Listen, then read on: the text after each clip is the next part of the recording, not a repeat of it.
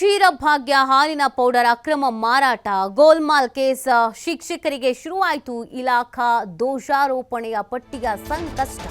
ಬಾಗಲಕೋಟೆ ಜಿಲ್ಲೆಯ 81 ಶಿಕ್ಷಕರ ವಿರುದ್ಧ ದೋಷಾರೋಪಣೆ ಪಟ್ಟಿ ಪರಿಶೀಲನಾ ಸಮಿತಿ ತಂಡದವರು ನೀಡಿದ್ದು ನ್ಯೂನತಾ ವರದಿಯನ್ನು ಆಧರಿಸಿ ಕ್ರಮವನ್ನು ಕೈಗೊಳ್ಳಲಾಗಿದೆ.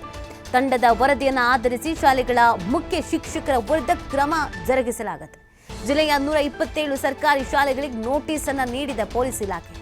ವರದಿಯ ಬಳಿಕ ಜಿಲ್ಲೆಯ 81 ಶಾಲೆಗಳ ಶಿಕ್ಷಕರ ವಿರುದ್ಧ ಕ್ರಮಕ್ಕೆ ಡಿಡಿಪಿಐ ಮುಂದಾಗಿದ್ದಾರೆ. ರಾಜ್ಯದಿಂದ ಬೇರೆ ರಾಜ್ಯಕ್ಕೆ ಸೇರ್ತಾ ಇದೆ ಕ್ಷೀರಭಾಗ್ಯ ಯೋಜನೆಗ ಹಾಲು. ಮಕ್ಕಳಿಗೆ ಪಾಠ ಹೇಳ್ಕೊಡ್ಬೇಕಾದವರೇ ಬೇರೆ ದಾರಿ ಹಿಡಿದಿದ್ರು. ಕಳ್ಳ ಸಾಕಾಣಿಕೆ ಮಾಡುವಂತ ದಾರಿ ಹಿಡಿದುಬಿಟ್ಟಿದ್ರು. ಕ್ಷೀರಭಾಗ್ಯ ಹಾಲಿನ ಪೌಡರ್ ಅಕ್ರಮ ಮಾರಾಟ ಗೋಲ್ಮಾಲ್ ಕೇಸ್ ಏನಿತ್ತು, ಇದೀಗ ಆ ಶಿಕ್ಷಕರುಗಳು ಯಾರ್ಯಾರು ಇದರಲ್ಲಿ ಇನ್ವಾಲ್ವ್ ಆಗಿದ್ರೋ ಅವ್ರಗಳಿಗೆ ನಡುಕ ಶುರು ಆಗ್ಬಿಟ್ಟಿದೆ. ಯಾಕಂದ್ರೆ ದೋಷಾರೋಪಣೆ ಪಟ್ಟಿಯ ಸಂಕಷ್ಟ ತಂದು ಒಡ್ಡಲಾಗಿದೆ. ಬಾಗಲಕೋಟೆ ಜಿಲ್ಲೆಯ ಸುಮಾರು 81 ಶಿಕ್ಷಕರ ವಿರುದ್ಧ ದೋಷಾರೋಪಣೆ ಪಟ್ಟಿಯನ್ನ ಸಲ್ಲಿಕೆ ಮಾಡಲಾಗಿದ್ದು ನ್ಯೂನತಾ ವರದಿಯನ್ನು ಆಧರಿಸಿ ಕ್ರಮವನ್ನು ಕೈಗೊಳ್ಳಲಾಗುತ್ತೆ. ಮಕ್ಕಳ ಅಭಿವೃದ್ಧಿಗಾಗಿ, ಮಕ್ಕಳ ಒಳಿತಿಗಾಗಿ ಈ ಅನೇಕ ಕ್ರಮಗಳನ್ನು ಸರ್ಕಾರ ಜಾರಿಗೆ ತಂದರೆ ಇವರು ಶಿಕ್ಷಕರು ಮಾಡ್ತಿದ್ದೇನು ಹೇಳಿ, ಬೇರೆಯವ್ರ ಜೊತೆ ಕೈ ಜೋಡಿಸ್ಕೊಂಡಿದ್ರು. ಇದರಿಂದ ನಮಗೇನಾದರೂ ಲಾಭ ಇದೆಯಾ, 4 ಕಾಸಾಗುತ್ತಾ ಅಂತ ಯೋಚಿಸ್ತಾ ಇದ್ರು. ಸೊ ಫೈನಲಿ ಇದೀಗ ಎಲ್ಲರ ವಿರುದ್ಧ ಕ್ರಮವನ್ನು ಜರುಗಿಸಿಕೊಳ್ಳಲಾಗತ್ತೆ. ಸೊ ಈಗ ಶಾಲಾ ಮುಖ್ಯ ಶಿಕ್ಷಕರ ವಿರುದ್ಧ ಕ್ರಮಕ್ಕೆ ಚಿಂತನೆಯನ್ನು ನಡೆಸಲಾಗಿದೆ.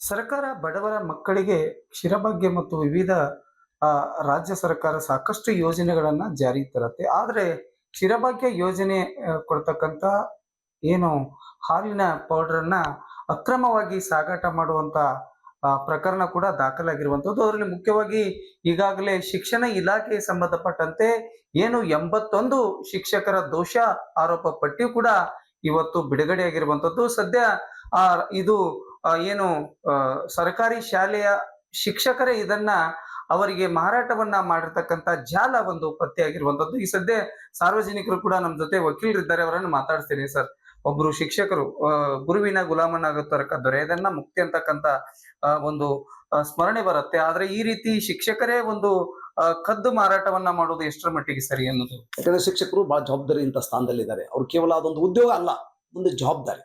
ಆ ಜವಾಬ್ದಾರಿಯನ್ನ ಅವರು ಸರಿಯಾಗಿ ನಿಭಾಯಿಸದೆ ಅಲ್ಲಿ ಅಪರಾಧವನ್ನು ಎಸಗುವ ಮೂಲಕ ಸಮಾಜಕ್ಕೆ ಕೆಟ್ಟ ಸಂದೇಶವನ್ನು ಕೊಟ್ಟಿದ್ದಾರೆ. ಹಾಗೆ ಅಂತಹ ಶಿಕ್ಷಕರ ಮೇಲೆ ಕಠಿಣವಾದಂಥ ಶಿಕ್ಷೆಯನ್ನ ರಾಜ್ಯ ಸರ್ಕಾರ ಜಾರಿ ಮಾಡಬೇಕು, ಅವ್ರನ್ನ ಸರ್ವಿಸ್ನಿಂದ ಕಿತ್ತು ಹಾಕಬೇಕು ಅಂತೇಳಿ ನಾನು ಈ ಸಂದರ್ಭದಲ್ಲಿ ಅವ್ರನ್ನ ಒತ್ತಾಯ ಮಾಡ್ತೇನೆ.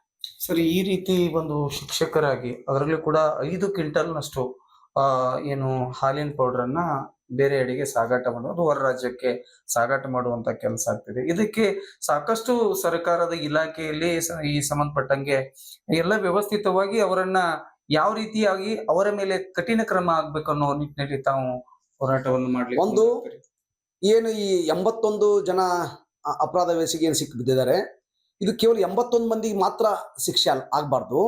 81 ಮಂದಿ ಹಾಗೇನೆ 81 ಮಂದಿ ಮಾಡಿದಂತ ಅಪರಾಧವನ್ನ ಯಾರೇ ಮಾಡಿದ್ರು ಕೂಡ ಅವರಿಗೆ ಬಹಳ ಕೆಟ್ಟ ಶಿಕ್ಷೆಯನ್ನ ನಾವು ನೀಡ್ತೇವೆ ಅಂತಕ್ಕಂಥ, ಬಾರಿ ಕಠಿಣವಾದಂಥ ಶಿಕ್ಷೆಯನ್ನ ನೀಡ್ತೇವೆ ಅಂತಕ್ಕಂಥ ಸಂದೇಶವನ್ನ ರಾಜ್ಯ ಸರ್ಕಾರ ಕೊಡಬೇಕಾಗಿದೆ.